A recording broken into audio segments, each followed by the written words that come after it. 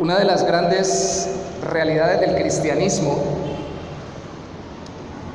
es que el Señor Jesús dijo: en el mundo tendréis aflicción, confiad, yo he vencido al mundo. Y la aflicción o el sufrimiento o la prueba viene a ser como la prueba del agua. Estaba viendo este devocional de John MacArthur en el día de hoy, recordaba que los diamantes, las piedras preciosas, cuando son imitadas se parecen mucho a la original, pero que los buenos comerciantes las prueban debajo del agua. Y al pasarlas debajo del agua, si arrojan los brillos correctos, son piedras genuinas. Pero por muy buena que sea la imitación, debajo del agua ya no arroja el brillo que arroja la original. Decía este hombre, lo escribe desde hace años, que así es la aflicción o el sufrimiento para el creyente. Es una prueba debajo del agua, para ver qué tan alto es el brillo de la presencia de Dios en su vida, o si simplemente termina opaco y demostrando que realmente no era creyente, sino una buena imitación de un creyente. Hay canciones muy bonitas que nos dicen muchas cosas hermosas y nos hacen gozar en el Señor, eso es cierto. Pero algunas, como una que me gusta a mí mucho de Steve Green, dice: en la aflicción tú brillas más. Cuando hay tristeza y dolor, tú traes paz. Hazme creer y confiar otra vez. En la aflicción tú brillas más. Y le está hablando a Cristo. Cuando estoy afligido, se vuelve más glorioso mi Señor y más grande su consuelo. Hemos iniciado una serie de enseñanzas sobre los tipos de iglesias de todos los tiempos. Apocalipsis 1, 2 y 3. Vimos una introducción sobre quién es Cristo y cómo se presenta revelándose en Apocalipsis, capítulo 1. Empezamos con la primera de las 7 iglesias en el capítulo 2, verso 1 al 7. Éfeso, una iglesia sana, pero al mismo tiempo una iglesia fría que había caído en la indiferencia, sin pasión. Vamos hoy a ver Esmirna, una iglesia perseguida y pobre, pero rica en Cristo. Apocalipsis capítulo 2, versículo 8. Apocalipsis 2, 8. Vamos a leer desde el 8 hasta el 11.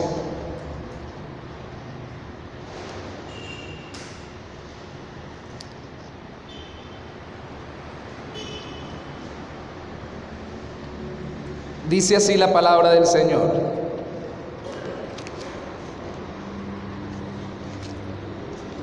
y escribe al ángel de la iglesia en Esmirna, el primero y el postrero, el que estuvo muerto y vivió, dice esto: yo conozco tus obras y tu tribulación y tu pobreza, pero tú eres rico, y la blasfemia de los que se dicen ser judíos y no lo son, sino sinagoga de Satanás. No temas en nada lo que vas a padecer. He aquí el diablo echará a algunos de vosotros en la cárcel para que seáis probados, y tendréis tribulación por 10 días. Sé fiel hasta la muerte, y yo te daré la corona de la vida. El que tiene oído, oiga lo que el Espíritu dice a las iglesias. El que venciere no sufrirá daño de la segunda muerte. Señor, venimos delante de ti en reverencia ante tu palabra. Es tu Espíritu, Señor, el que la inspiró. Es tu Espíritu también el que ilumina nuestro entendimiento y enciende nuestro corazón. Hoy estamos abordando el mensaje de nuestro Señor Jesucristo, tu mensaje, mi Rey. a la iglesia de Esmirna y no queremos que sea lejano a nosotros, sino que sea aplicado a nuestra circunstancia, a nuestra situación. Entendemos, Señor, que no somos los mismos creyentes de Esmirna, ni nuestra ciudad, Bucaramanga, es la misma ciudad de Esmirna. Pero sabemos, oh Santo Señor, que los principios allí establecidos por ti se aplican a nosotros, especialmente en medio del sufrimiento, la persecución y la falta de bienes materiales. Ayúdanos, oh Santo Señor, a ver tu palabra viva y eficaz en nuestra vida y a vivir conforme a tu voluntad en Cristo Jesús. Amén y amén. ¿A cuánto les gusta sufrir? ¿No? A mí tampoco.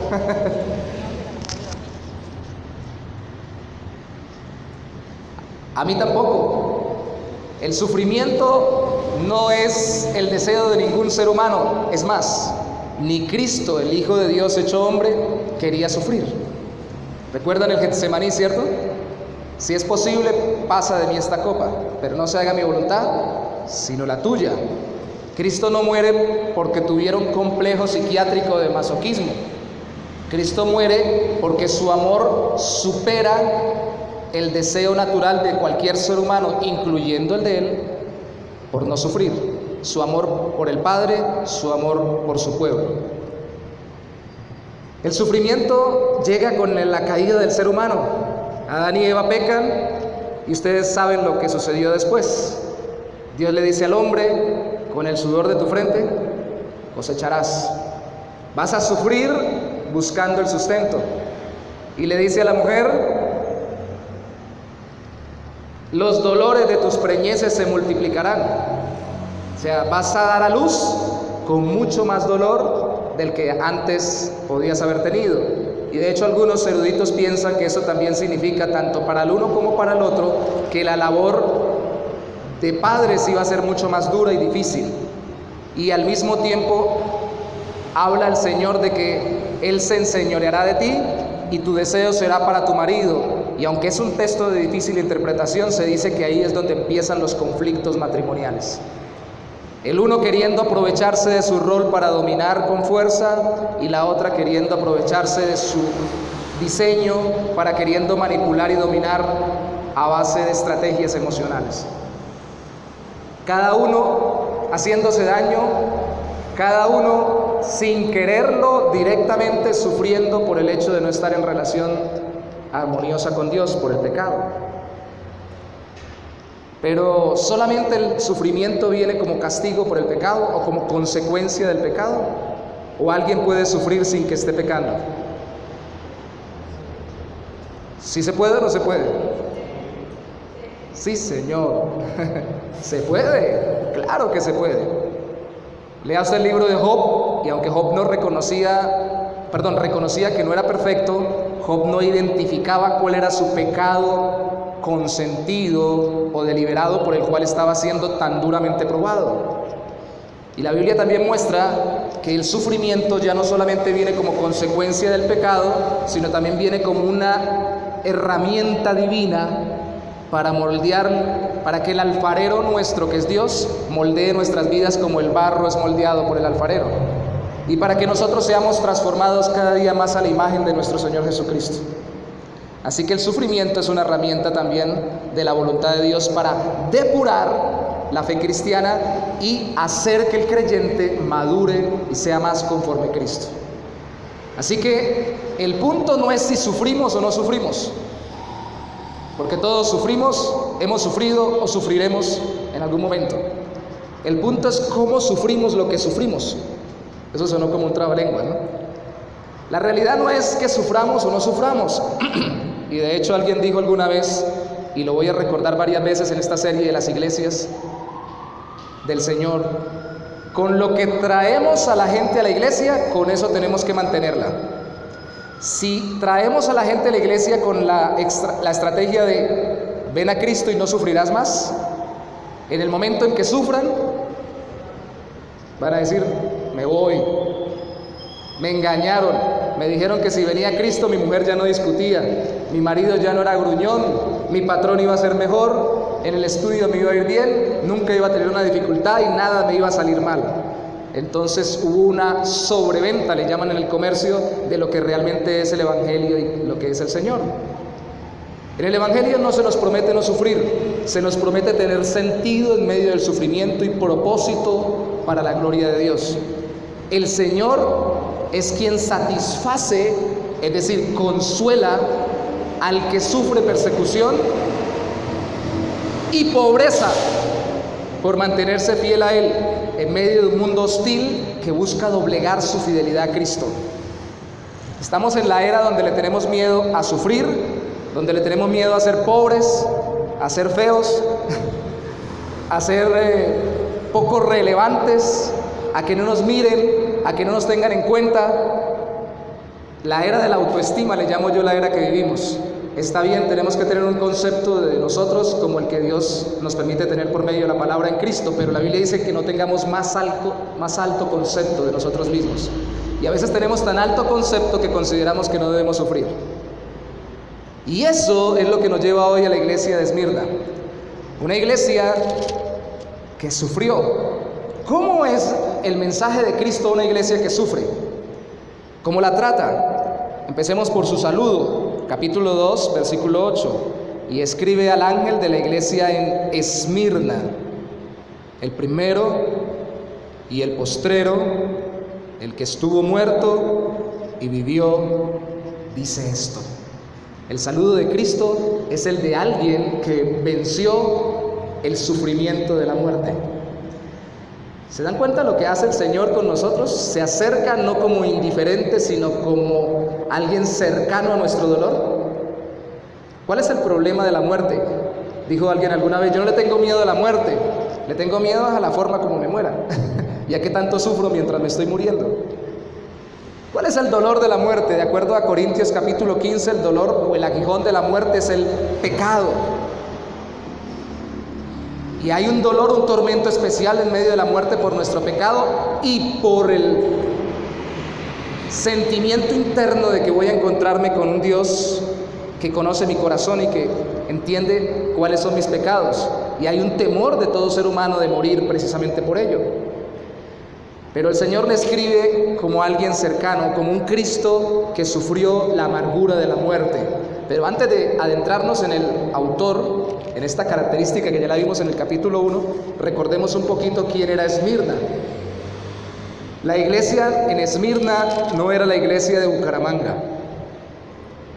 Se creyó. ¿Cuántos habitantes tiene Bucaramanga? ¿Quién sabe el dato? ¿Cuántos?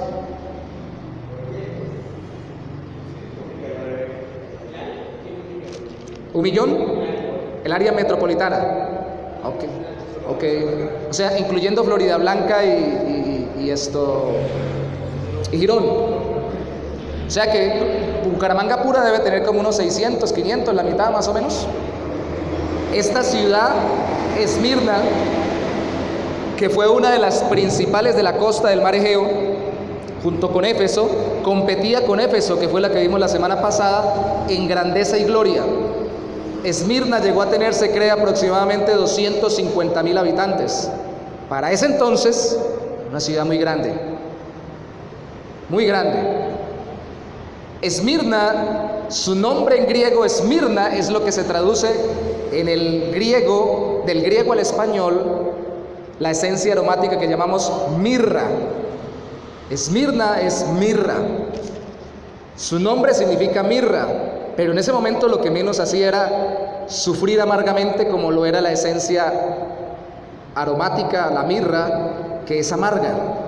Lo que sucedía con ella era que había logrado aliarse también con el gobierno romano, que en el año 195 a.C. tuvo la oportunidad de tener el primer templo a la diosa Roma. O sea, eran muy buenos estrategas. Se aliaron de tal forma al poder político que algunos dicen que antes de que Roma fuera imperio, ya estaban trabajando con ellos de la mano. Fueron los primeros que establecieron culto a Roma. Y cuando usted investiga, y me llamaba la atención recordarlo, mientras preparaba el sermón, al final terminan también las personas adorando no solo a Roma y el sistema romano, sino a los emperadores romanos. Pero usted investiga más y se da cuenta que aún varios emperadores romanos no querían que los adoraran como Dios. Pero la gente adoraba la paz romana, los caminos que los llevaban a todo lugar, el avance en la sociedad, la paz, la civilización, el orden jurídico, el restablecimiento de las leyes, porque antes se vivía bajo determinados reinos en cada ciudad que eran más bárbaros o tiránicos, y ahora Roma, el gran imperio, estaba trayendo un orden, una paz, de tal forma de que yo podía vivir en el sector más rural y tener mi finca, tener mi familia, sostenerla y tener hasta caminos por los cuales podía enviar mis productos o podían llegar a comprármelos. Hubo una estructuración política impresionante, y eso es bueno. ¿O a alguien le parece eso malo? Eso es bueno, eso es bueno, eso es avance, eso es civilización. Pero la gente empezó a ver este avance y esta civilización como su Dios. Mi Dios. Tanto que en el 195 a.C., el primer templo a la diosa Roma o al imperio romano se erige precisamente en Esmirna. Y años después, decenas de años después, allí mismo se erige el primer templo a un emperador romano, a pesar de que ellos mismos no habían querido que se hiciera. Un emperador ya muerto, pero se erige como aquel que fue nuestro Dios que nos ayudó. Hay intercaladas manifestaciones de los emperadores, unos decían sí, otros decían no, hasta que llegamos al tiempo donde se escribe Apocalipsis, que yo la semana pasada creo que cometí un error y dije Dioclesano, no, era Domiciano. Dioclesano fue en el siglo III, Domiciano año 90 y algo después de Cristo. Ese sí se metió con todos los hierros. A mí me adoran como Dios porque me adoran como Dios. Y empezó a extender el culto al emperador romano fuertemente. ¿Y cómo quedaba entonces parada Esmirna, la ciudad? Como los gatos, como fuera que la tiraran, caía de pie. Bien, porque tenía buena relación con el imperio romano. ¿Qué tiene que ver eso con la iglesia?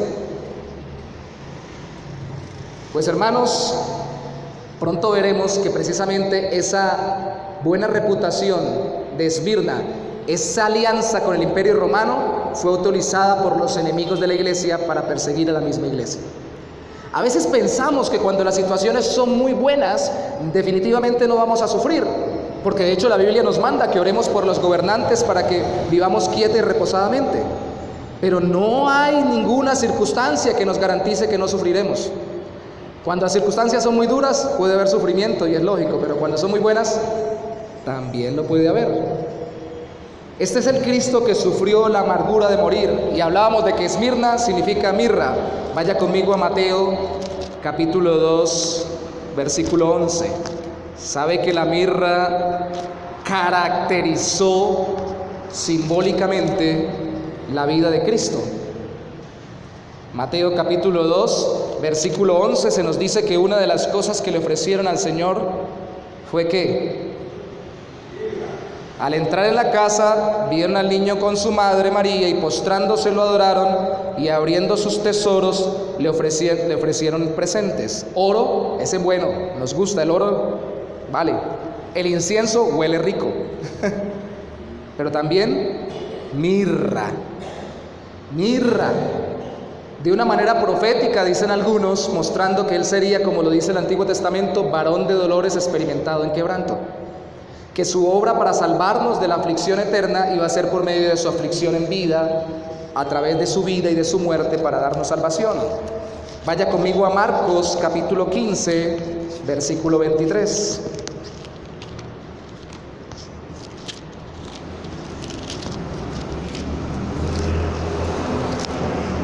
Ahí aparece de nuevo la mirra.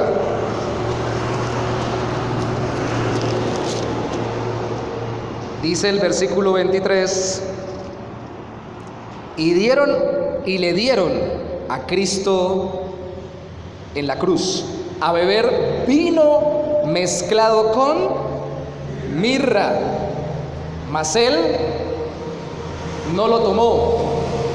¿Por qué no lo tomó? Yo creo que la clave está en un texto paralelo Perdón que los ponga a hojear tanto la Biblia, pero es necesario, en Mateo 27:34. ¿Por qué Cristo no toma la mirra? Mateo 27:34 no menciona la mirra con nombre propio, pero sí menciona su amargura de sabor y su efecto sedante. Mateo 27:34 dice: y le dieron a beber vinagre mezclado con hiel, pero después de haberlo probado, no quiso beberlo. ¿Por qué Cristo no quiso beberlo si más adelante en el versículo 48 dice que y al instante corriendo uno de ellos tomó una esponja y lo empapó de vinagre y poniéndola en su caña le dio a beber? ¿Por qué primero no bebe y luego sí bebe? La respuesta según el texto es que la primera era con hiel, la segunda no. Y el paralelo que leímos en Marcos es que la hiel o la amargura, hiel significa amargo, venía de la mirra. Lo que se cree es que la mirra, aunque fuera amarga, se le daba a los crucificados como una especie de compasión por aquel que estaba muriendo, para que tuviera una especie de efecto sedante, narcótico o anestésico. De hecho, cada vez que yo veo un drogadicto que por este sector, lastimosamente, y tenemos que orar mucho por eso, abundan. Yo tengo que dormir a veces aquí mismo o estar aquí atendiendo personas con el aroma de la marihuana. No es un secreto para ustedes lo saben, lo han olido y lo han visto. Y de la indigencia y todo lo demás, cada vez que veo a alguien así me acuerdo de Cristo y me acuerdo de que no quiso vinagre con hiel, ni con mirra.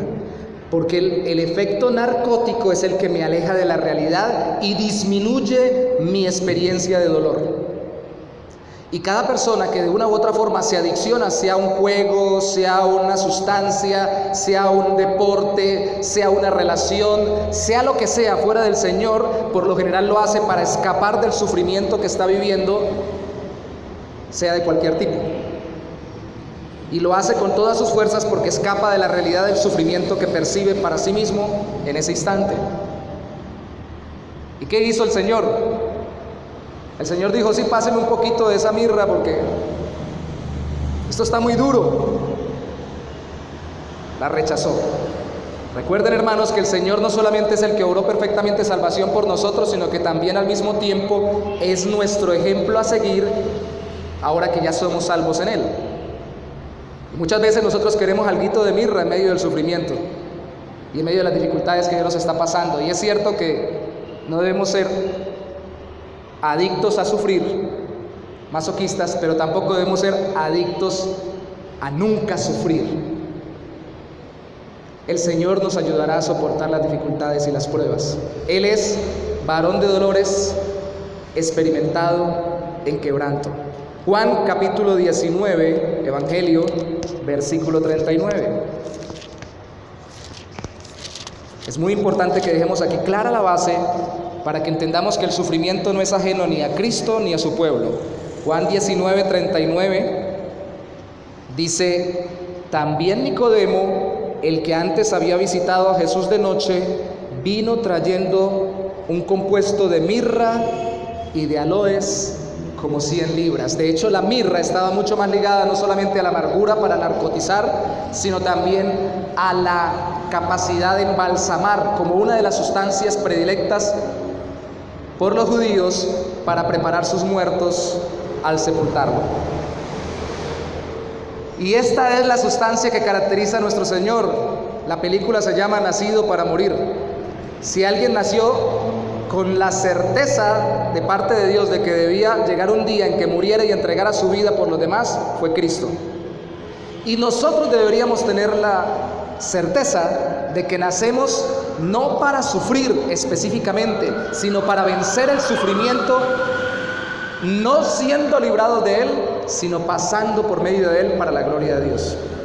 De tal forma de que se cumpla sobre nosotros lo del Antiguo Testamento: las muchas aguas no te anegarán y el fuego no te quemará. No dice las muchas aguas ni te tocarán, no dice no te anegarán, no quedarás sepultado por ellas. No dice el fuego no te tocará, dice no te quemará, no te consumirá. El fuego, la dificultad tipificada por el agua, el mar y todo lo demás, no nos va a vencer como cristianos. Y de hecho esta iglesia sufrió mucho, por eso Cristo se presenta como aquel que sufre. Pero no puedo seguir, así me extiendo un poco más, sin preguntarles lo que siempre les pregunto: ¿qué es lo que más le dolió a Cristo durante su entrega redentora por nosotros? ¿Los clavos? ¿El rechazo? ¿Los escupitajos? ¿Los golpes? ¿Los azotes que le daban vueltas según creen algunos? Y algunos dicen que tenían triple garfio de marfil por lo general, para que pudiera, de hueso, para que cuando se devolviera pudiera desollar por delante y por detrás. Él fue una llaga ambulante. La sed que tuvo, porque se cree que cuando morían, dijo alguna vez un predicador, es cierto, morían con lo que médicamente se conoce como lengua saburral, es decir, que está tan deshidratado que la lengua se le sale y no puede ni hablar, y por eso no le entendieron cuando dijo: Dios mío, ¿por qué me has desamparado? Decían: llama a Elías, porque su lengua seguramente estaba protuida o salida de su boca.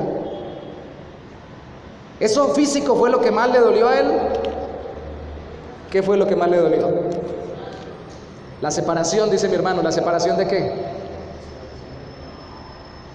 El aborrecimiento, que significa separación del Padre para con su humanidad, que estaba siendo puesta por nuestros pecados. Hermanos, esto es muy importante, porque hoy en día hay un mover dentro del evangelio, que no es evangelio, que quiere suavizar el asunto, y algunos han llegado a decir que Dios no pudo haber hecho sufrir tanto a su Hijo, porque eso sería como una especie de abuso infantil divino. Así lo llaman. ¿Qué Dios tan grotesco este que hace sufrir a su propio Hijo? Pero es que Él no sufrió sin que Él mismo no se hubiera dispuesto a hacerlo por nosotros por amor. Y es que Él no encontró, porque de hecho Él mismo determinó que fuera esta la manera, porque nadie había perfecto que pudiera pagar. Tenía que ser un hombre que pagara por los hombres.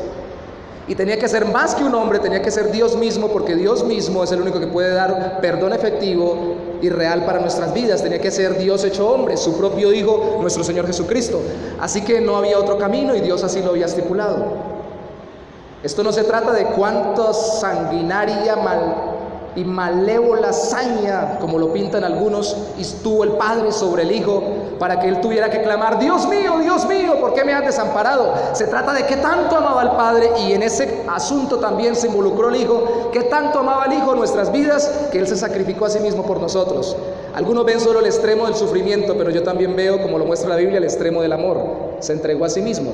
No mandó un ángel, no mandó a un arcángel, no mandó un hombre muy elevado, se puso Él mismo por nosotros. Por eso es el ejemplo supremo de amor. Y quien dice se arrepiente de sus pecados y que cree en Cristo, pero no entiende esto, que es muy elemental, va a tener un problema cuando llegue al cielo. Porque cuando llegue al cielo le van a preguntar a uno, estoy hablando ilustrativamente, no necesariamente le van a preguntar: usted toca, no sé si salga San Pedro con la llave, saldrá alguien más, siempre ponen a San Pedro. ¿Por qué lo tenemos que dejar entrar, Yorley? Yo me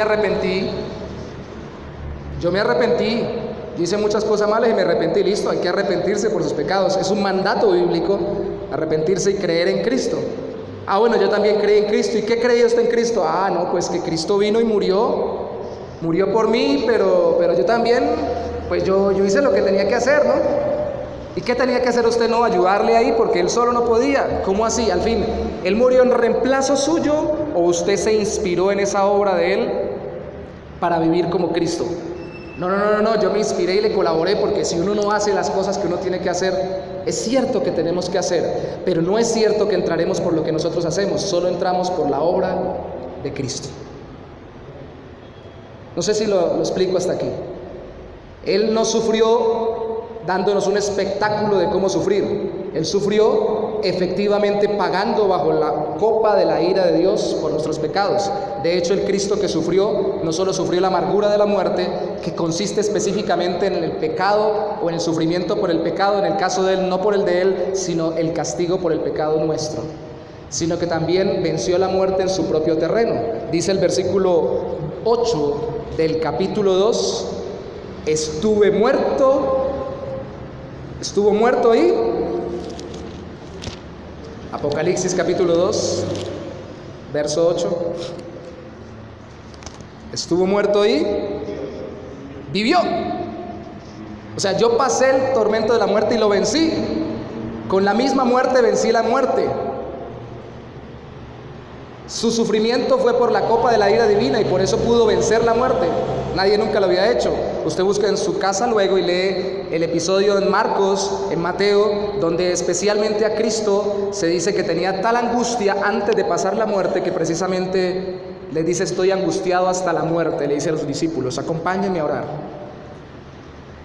Hermanos, uno dice: yo quisiera que Dios me mostrara todas las cosas y qué va a pasar mañana y pasado mañana, y ojalá me mostrara el resto de mi vida, y ojalá me dijera cuándo me voy a morir para alistarme. Sí, cómo no. Usted y yo conocemos eso y nos volvemos locos. Imagínese la carga tan fuerte en su humanidad que tuvo que percibir Cristo cuando anticipadamente Él conocía o experimentaba lo que iba a sufrir por causa de nosotros. No estamos hablando simplemente de que iba a morir, estamos hablando de lo que iba a pagar por nosotros. Y ya dijimos que fue tan grande, y no solo los sufrimientos físicos, sino la reprobación y el juicio de la copa de la ira de Dios, que antes de orar: si es posible, pasa de mí esta copa. En Mateo y en Marcos se dice que Él se entristeció hasta la muerte. Y en estos dos evangelistas resaltan que estaba tan triste que, como todo buen pueblo judío, muestran que 3 veces, y el número 3 era confirmación de algo muy fuerte, Él les pidió: acompáñenme a orar, vamos a orar, y se dio cuenta que se habían quedado dormidos. Y Lucas, que es el evangelista que escribe más hacia los gentiles, no resalta esto que resaltarían los judíos, sino que resalta algo que muestra más su humanidad. Resalta que cuando estaba orando tuvo que ser acompañado, consolado, animado por ángeles, porque el sufrimiento era tal. En Lucas capítulo 22, versos 42 al 44. Y que no solamente esto, sino que en medio de su sufrimiento era tan tremendo que su sudor era como grandes gotas de sangre. Por nosotros. Por nosotros. Vuelvo y le repito: profundizar en el dolor de Cristo es profundizar en el amor de Dios por nuestras vidas. Permítame ilustrarlo. Yo sé que tanto me ama alguien cuanto más veo que se sacrifica por mí. Cuanto más sigue a mi lado, a pesar de mis defectos y a pesar de mis propias características que le hacen daño a ella o a él. Y que por el contrario, más y más está conmigo.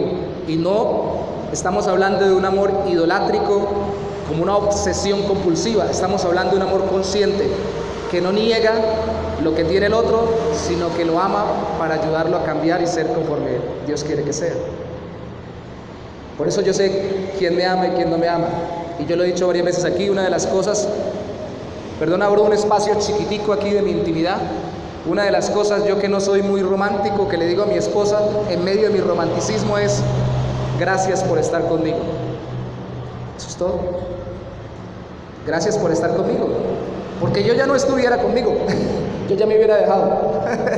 Me hubiera abandonado.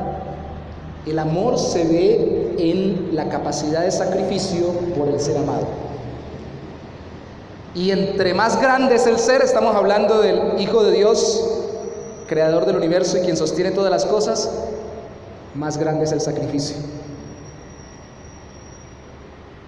No estamos hablando de un presidente de la República que se para a entrar acá y dice: muchachos, ¿cómo les ha ido? Dios los bendiga, yo vengo acá a acompañarlos. Uy, llegó el presidente, y todo el mundo se siente: uy, qué chévere, uy, qué buena gente. No estamos hablando de ese. Ese no es nada, ni todos los reyes de la tierra, aunque lógicamente debemos reverenciarlo y respetarlo. Ninguno de los más grandes seres humanos que ha existido es tan grande como el Hijo de Dios hecho hombre.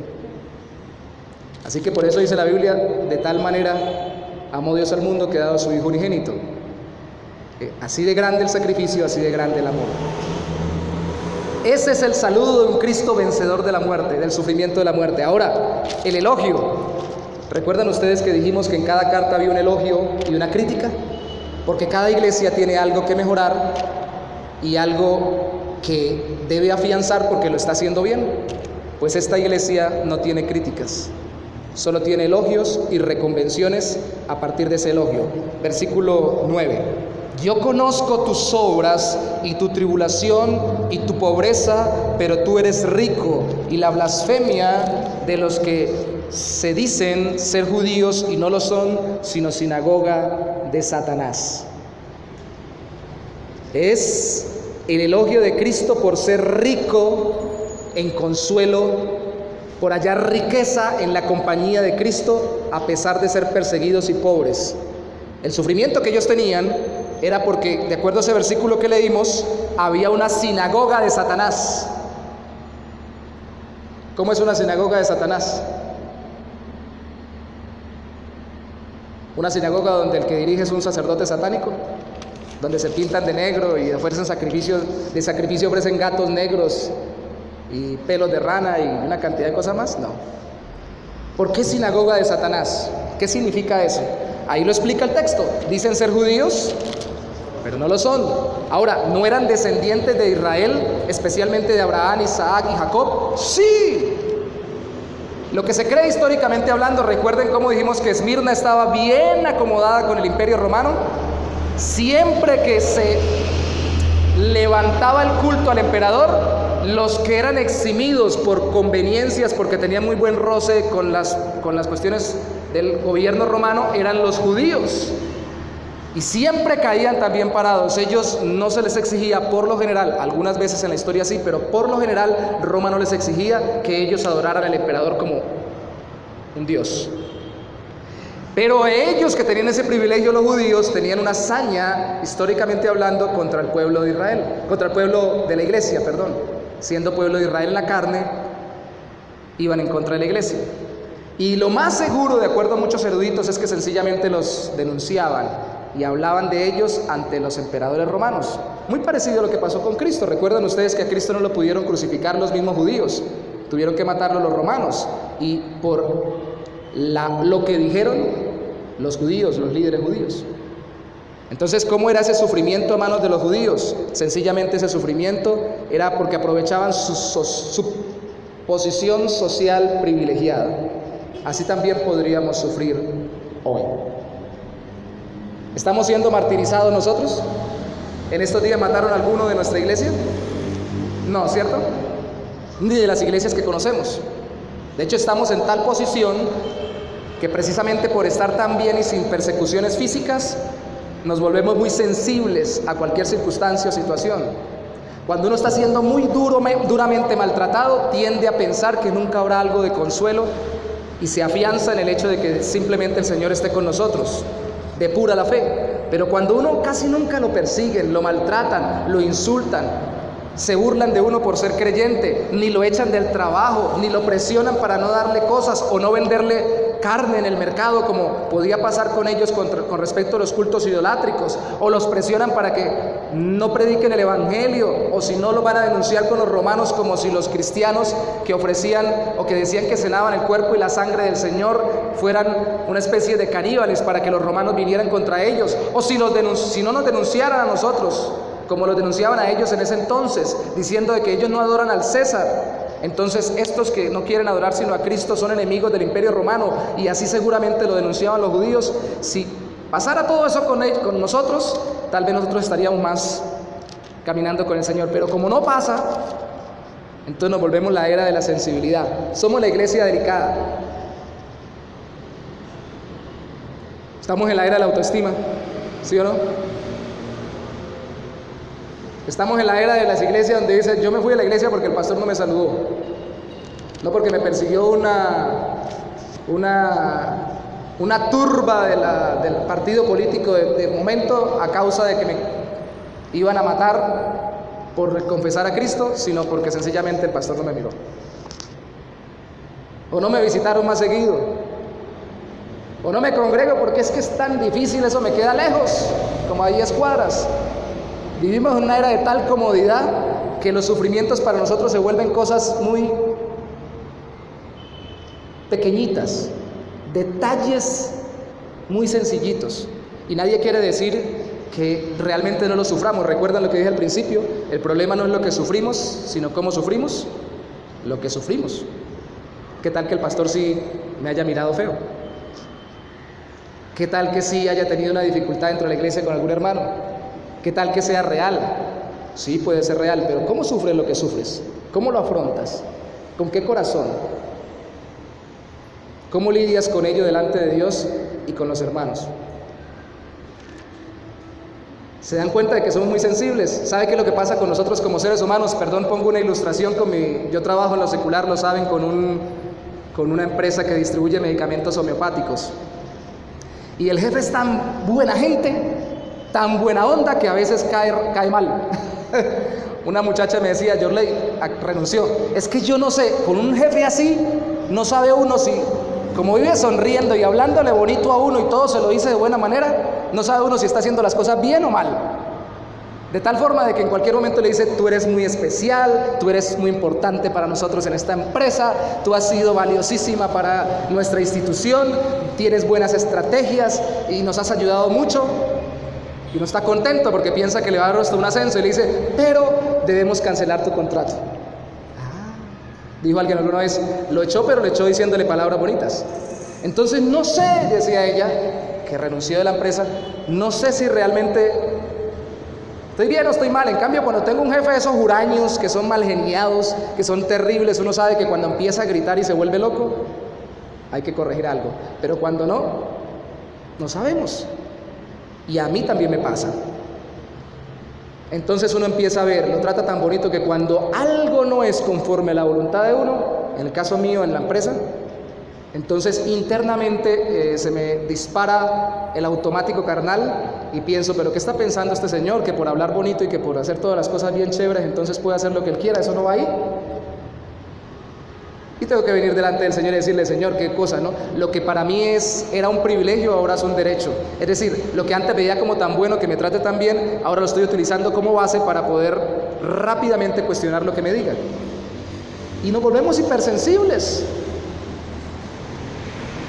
Y las iglesias se convierten, estamos hablando sobre las iglesias, hermanos que nos acompañan por primera vez, Dios los bendiga. Es una serie sobre las iglesias. Vamos a hablar de muchos temas, pero las iglesias, todas tenemos algo de alguna de las iglesias de Apocalipsis. Y una de las cosas que pasa con las iglesias o con los hermanos dentro de las iglesias es que precisamente por cualquier cosa que no es fundamental, que no es de doctrina básica, que no es de fundamento bíblico, que no es de testimonio verdadero, terminamos tomando las iglesias como un club. Y es una de las grandes prevenciones que debemos tener en esta iglesia y en todas las iglesias. Por eso la Iglesia Bautista El Buen Pastor de Bucaramanga mantiene una membresía. ¿Quiénes son miembros y quiénes no? En estos días una persona que era miembro dijo, ya no puedo asistir por lejanía, y solicitó salir de la membresía. Pero saber quiénes son los hermanos y estar pendientes de ellos y comprometerse el pastor con ellos y ellos con la iglesia con ellos y ellos con la iglesia, para que juntos caminemos más que como un simple club de atención espiritual, como una familia en Cristo Jesús. Esa es la idea de la iglesia. Entonces el sufrimiento por judíos opositores también termina siendo sufrimiento que prueba pero no derrota. Verso 10, por favor vaya conmigo, dice, no temas en nada lo que vas a padecer. He aquí el diablo echará a alguno de vosotros en la cárcel para que seáis probados y tendréis tribulación por 10 días. Sé fiel hasta la muerte y yo te daré la corona de la vida. ¿Está dispuesto usted a ir a la cárcel por Cristo? Amén, gloria a Dios. Y uno lo canta, ¿no? Por tu amor yo viviré, de tu amor yo cantaré, y si en una cárcel más duro cantaré. ¡Ay! No lo quiero ver en la cárcel, lo quiero ver cantando fuerte en cualquier sufrimiento. Y me quiero ver a mí mismo también. Cuando vamos a visitar la cárcel con el hermano Álvaro, que no pudo venir hoy por cuestiones de su profesión de medicina, me encanta en el patio 3 cuando yo entro, que él me corresponde, porque los que cantan, cantan con ganas. Aleluya, gloria a Dios. Y con toda la alegría oran al Señor. Y cuando empezamos a hablar, tiene circunstancias muy duras en medio de la cárcel. Una de las lecciones que tuvimos en este día es cómo vivir en medio de la cárcel cuando tengo problemas mentales, cuando tengo que enfrentarme con problemas de otros en su ira, cuando tengo que enfrentar autoridades que son complejas, cuando todos estamos ahí pegados y es tan conflictivo y tan difícil la relación entre unos y otros. Y cantan como Pablo y Silas cantaron a medianoche cuando estaban presos. Y adoran al Señor. Entonces, la recomendación del Señor es la siguiente: no teman. Primero, no teman calumnias, porque estas tienen detrás al calumniador por excelencia. ¿Quién es ese? Aparece ahí con nombre propio al principio del versículo 10. El diablo, antes llamado Satanás, porque los judíos eran sinagoga de Satanás porque se oponían a la iglesia. siendo judíos de sangre, oponiéndose a la iglesia de Cristo, terminaron no siendo judíos verdaderos. De paso, no quiero entrar en controversia, pero Romanos capítulo 2, lo leemos en la casa, al final en los últimos versículos dice que no es judío el que lo es exteriormente, es por la circuncisión, sino el que lo es en su interior. Pablo está planteando que ahora la iglesia es la Israel espiritual, como le llama el apóstol Pedro, y que ahora no vale de nada ser judío o ser gentil si uno no es creyente en Cristo, porque tanto judíos como gentiles solo entran al cielo por la fe en Cristo. Entonces nada de garantía con ello. Y estas personas utilizaban la calumnia con los cristianos, porque Satanás es el adversario, pero también el mismo se llama diablo, que significa calumniador, y enseña a oprimir la iglesia por medio de calumnias o chismes. Así que si alguien está esperando que el diablo lo oprima presentándose con cachos y cola, con un trinche de tres, pues un trinche de tres, ¿no? Un trinche grande y oliendo a azufre en la medianoche, no lo espere. Espere más bien que levante personas, que le levanten falsas cosas a usted y que se vengan en contra del creyente para que deje de seguir a Cristo. Esa es la estrategia. ¿Qué dice el Señor? No teman, porque detrás de las calumnias está el calumniador, pero por encima de todo estoy yo gobernándolo todo para tu bien. No temas el maltrato, que sería el echar a la cárcel, porque son pruebas de fe en Cristo. Ahí dice, para que seáis probados. ¿Recuerdan lo que hablamos en un principio del agua y el diamante? Ahí es donde brillamos más, para ser probados. Necesitamos ser probados. Necesitamos ser probados. Un pastor dijo alguna vez, en la iglesia en la que inicié, iglesia evangélica, dijo, así decía él: no pidan paciencia, porque la paciencia produce prueba, dice la Biblia. O sea que si ustedes le piden paciencia a Dios, Dios le va a mandar pruebas. Yo le digo, prefiero pedirle paciencia para que cuando venga la prueba esté lleno de paciencia, y por medio de la prueba me dé más paciencia, a estar ahí esperando nada más que me lleguen las pruebas impacientemente y no pudiéndolas soportar. La realidad es que todos vamos a ser probados. Y a veces dice uno, bueno, que digan chisme de mí está bien, pero que no me toquen. Porque si me tocan se van a dar cuenta quién era yo antes de conocer a Cristo. Y que no toquen a los míos. Hay una hermana en Cúcuta que ella sabe que yo comento su testimonio porque es impresionante. Ella me dijo, pastor, yo lo que sea, Dios me ha transformado tanto que lo que sea soportaría, pienso yo. Pero si se meten con mis hijas, pico de botella, me decía ella. Porque eso era lo que ella utilizaba antes. Se le va por delante eso. Hermanos, y yo no lo digo con gozo por el proceso en la vida de ella, pero es duro porque yo tuve que, estando acá lejos, que ella me llamara y dijera, se metieron con mis hijas, pastor. No siendo niñas, ya siendo adultas. Hermanos, y lógicamente no puedo comentarles que algo muy personal, pero fue algo muy duro, que a mí me dolió porque como ella las crió sola, ella me veía a mí casi como un papá, porque yo tengo solo muchachos. Yo la veía casi como unas hijas. Muy duro. Y ella me dijo, pastor, estoy asombrada. Yo dije que si se metían con mis hijas, pico de botella por delante, pero le estoy pidiendo a Dios que no me lo ponga enfrente a la persona. Pero siento paz en el Señor. Siento paz en el Señor. ¿Qué no puede pasar un creyente de la mano de Cristo? ¿Qué tormenta no puede pasar? ¿Qué circunstancia no puede afrontar? Díganme, si el que nos comanda es el varón de dolores experimentado en quebranto. ¿Se dan cuenta que más lindo se ve el creyente cuando sufre? No por el sufrimiento, sino por la esperanza y el gozo de ser consolados en Cristo. ¿Cómo se le nota su fe? De tal forma de que se acercan a uno y le dicen, ¿cómo? Usted se ríe en medio de lo que está pasando, usted se goza en medio de lo que está sucediendo. ¿Cómo? Cristo es mi Señor. Él es mi Salvador. No temer la presión, porque la palabra tribulación significa ser presionados. De acuerdo al versículo 10. Porque de acuerdo al versículo 10 también es temporal. ¿Cuántos días dice ahí? 10. Sería bueno que durara 10 días todos los problemas que tenemos, ¿no? ¡Uy! Vamos en el 9. Ya vamos para el 10. Eso significa, el número 10 es un número, tiene mucho simbolismo. El Nuevo Testamento, especialmente el Apocalipsis, pero significa periodo completo. Los múltiplos en la Biblia para los hebreos más perfectos eran los de 7. Los de decimales, los de 10 en 10, son más bien de las culturas alrededor de ellos y significan gobierno o ciclos perfectos según el mundo. Entonces va a durar un buen tiempo, no se sabe cuánto, pero va a tener un límite. Llega un momento en que la prueba se acaba.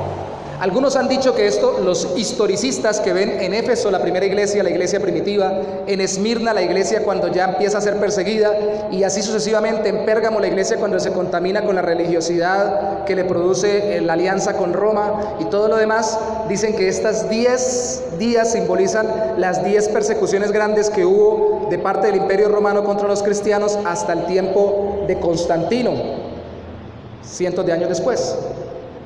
Pero entendemos que eso fue una persecución real, porque eran iglesias reales que estaban siendo simultáneamente existentes en el Señor. Así que, primeramente simboliza, esto tendrá un fin.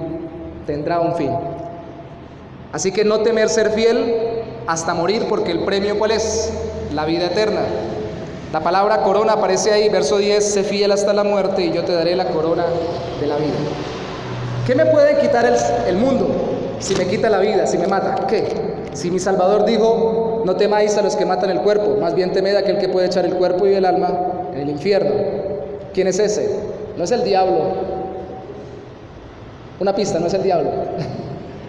Dios mismo puede condenarnos eternamente con un cuerpo especial luego de la resurrección de los muertos para sufrir, no gloriosamente en su presencia, ser bendecidos, sino penosamente lejos de su presencia y bajo su ira, condenación eterna.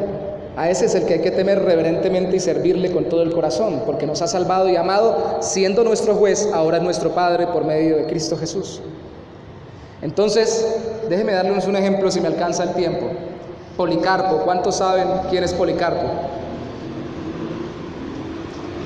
¿Uno que tenía muchas carpas? Policarpo fue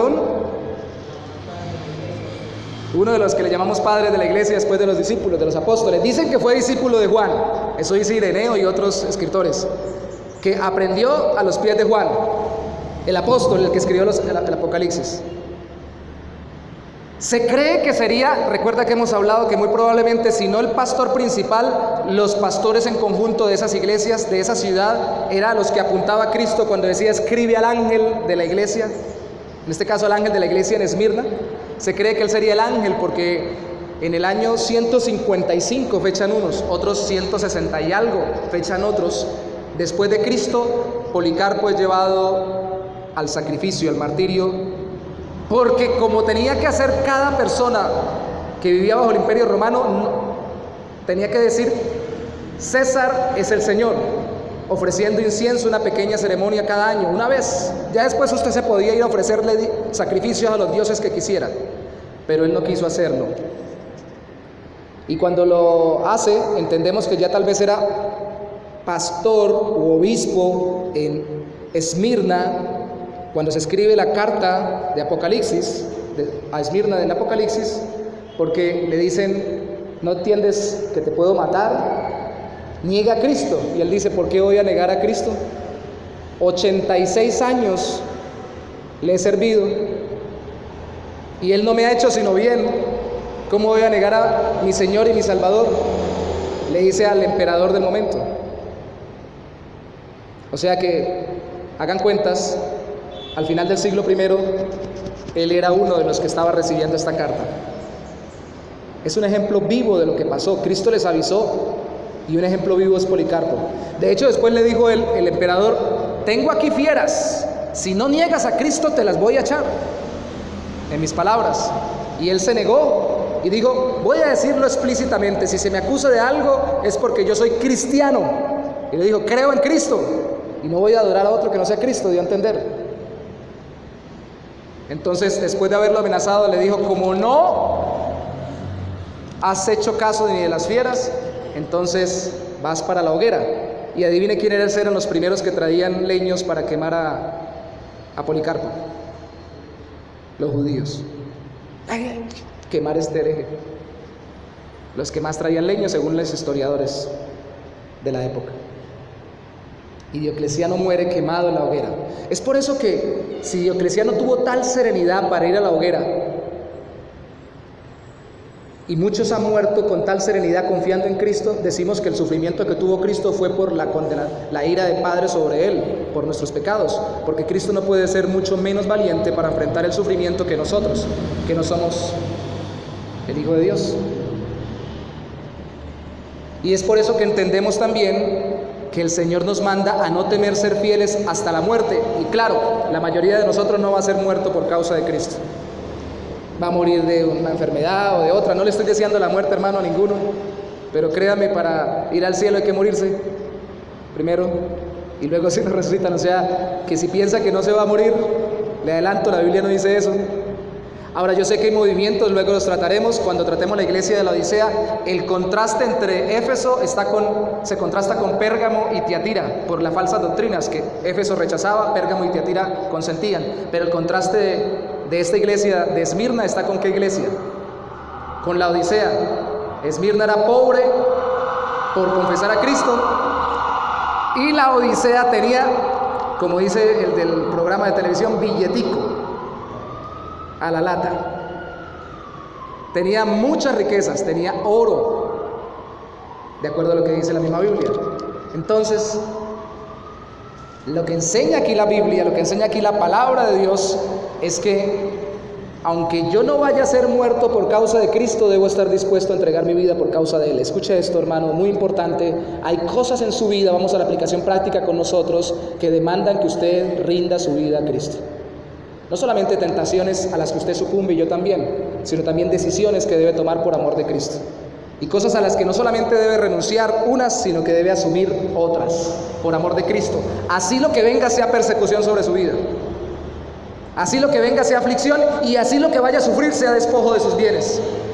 O se le quiten privilegios o se le quiten comodidades. Vuelvo y repito, hermanos, pensemos en lo que vivimos hoy. Vivimos tan acomodados que cada decisión que tomamos cuando le oramos al Señor le pedimos que nos guíe para sufrir lo menos posible, no para hacer lo más que podamos su voluntad. Y muchas de las decisiones que tomemos van a acarrear consecuencias. Y esas consecuencias deben ser inventariadas en nuestro libro de guía de parte del Señor. Yo estoy aquí en este momento con ustedes porque un día Dios puso en nuestro corazón venir a Bucaramanga. Y si fuera por mí, estaría más cómodo en Cúcuta. Si fuera por los hermanos de Venezuela, estaría más cómodos en su casa allá en Venezuela. Y si fuera por algunos de nosotros, también estaríamos más cómodos ahorita domingo durmiendo la siesta o el trasnocho del sábado, haciendo quién sabe qué. Pero no se trata del sufrimiento, de la comodidad temporal, se trata de la entrega a Cristo por la extensión de su reino. La promesa de Cristo, al final, versículo 11, el que tiene oído, oiga lo que el Espíritu dice a las iglesias, el que venciere no sufrirá de la segunda muerte. Ay, hermanos, si le tienen miedo a la primera, imagínense, hay una segunda, ¿cierto? Qué curioso que el que le tiene miedo a la primera y no se entrega a Cristo termina cayendo en una segunda muerte. ¿Cuál es la segunda muerte? Usted lo consulta después en su casa, de acuerdo a Apocalipsis capítulo 19, verso 20, a capítulo 20, del 10 al 15, la segunda muerte es el lago que arde fuego y azufre, lo que Cristo le llamó el Gehenna o el infierno, el lago de tormento, el sufrimiento lejos de la presencia de Dios, la condenación eterna. Esa es la segunda muerte. De tal forma que, como dijo un hombre de Dios, la muerte en vida de los perdidos contrasta con la vida en muerte de los salvos. La muerte en vida de los que no conocen a Cristo, porque son muertos espirituales, así tengan comodidades en esta vida, contrasta con la vida en muerte de los salvos cuando muramos. ¿Se acuerdan de Lázaro y el rico? Lázaro recibió bienes, ¿qué? El rico recibió bienes, Lázaro solo males. Ahora, no porque sufrió el uno va simplemente a gozar y el otro porque gozó va a sufrir, sino por causa de que era creyente. De hecho, Cristo utiliza el nombre Lázaro para uno que también resucitaría, que era su mejor amigo y creyente, Lázaro, que lo resucita al cuarto día. Creyendo en Cristo, todo lo malo que sufrimos acá, gozaremos allá. Y todo lo bueno que gocen los que no creen en Cristo aquí, sufrirán allá. Entonces usted me dice, hermano, pero entonces, pastor, ¿no hay sino males para nosotros aquí? Ahora vamos a salir buscando que nos atropelle un carro, que nos espiche un tren, que alguien nos insulte, que nos abofeteen, que nos critiquen, que nos hagan algo malo. No, no buscamos el sufrimiento, no se preocupen, va a llegar. El sufrimiento va a tocar a la puerta, va a tocar a la puerta. En el momento menos esperado tenemos que estar listos para él. Pero si aún no estamos sufriendo tanto como para que tengamos que entregar fuertemente nuestra vida y nuestras comodidades a Cristo, habrán otros que sí estén sufriendo y que nosotros podamos consolar en Cristo. Si yo estoy sufriendo la pérdida de un familiar y alguien está a mi lado que también la sufrió, yo puedo consolarlo en Cristo, porque el que me consuela es el Señor. El lago de fuego es la muerte eterna, la promesa es no sufrir eternamente. Dios, dijo Agustín, tuvo un hijo en la tierra sin pecado, pero nunca ha tenido un hijo sin sufrimiento. El creyente es moldeado a través del sufrimiento. Su carácter luce y resplandece cada día más como Cristo. Pero si eso se dice del creyente, mucho más del ministro de la iglesia. Aquellos que quieran servir dentro de la iglesia, que quieran predicar el evangelio más oficialmente dentro de la congregación en uno u otro oficio, deben pasar por la escuela del sufrimiento. Mencióneme uno que no haya pasado por esa escuela. 40 años en el desierto Moisés, Elías en el desierto de Sarepta y demás. Todos los hombres de Dios han pasado por grandes tribulaciones. Y entre más grande el llamado a servir, no a figurar, sino a servir, más grande el sufrimiento. De tal forma de que los hombres y mujeres de Dios que más sirven al Señor, por lo general, en la historia son anónimos. Nadie los conoce. Solo el Señor tiene inventariado su vida, su sufrimiento, y las lágrimas suyas están en su redoma. Y su obra está en el libro de la vida como un baluarte para el reino de los cielos aquí en la tierra. Lo que sufra mi hermano usted, lo que sufra mi hermano usted por causa del Señor, gócese, alégrese. No nos vamos a autocompadecer ni nos vamos a paralizar. Ya le dije una reflexión, ahora déjeme darle una aplicación final. Recuerde que el temer a no sufrir nos paraliza. ¿Por qué no predica más? A mí me da miedo. ¿Y qué le da miedo? Me da miedo que me digan que no. Me da miedo que me rechacen. Me da miedo que me persigan. Si seguimos temiendo al ser humano y no hacemos como nuestro Señor, no hacemos nada. El temor nos paraliza. No tema sufrir. Cristo está con nosotros. Amén. Mi más grande labor y la más grande dificultad que he tenido en el ministerio pastoral es esta: no solo a enseñar a la gente a no buscar sufrimientos por desobediencia, sino a acompañarlos mientras sufren y a verlos sufrir en el Señor. Eso es lo que más me duele, pero lo he aprendido en el Señor, porque cada uno de nosotros tiene que ser pulido, moldeado, forjado por el Señor en medio de las circunstancias. El Señor está con nosotros. Yo quiero que estemos juntos también acompañándonos, porque la gloria y la victoria es del Señor. Amén.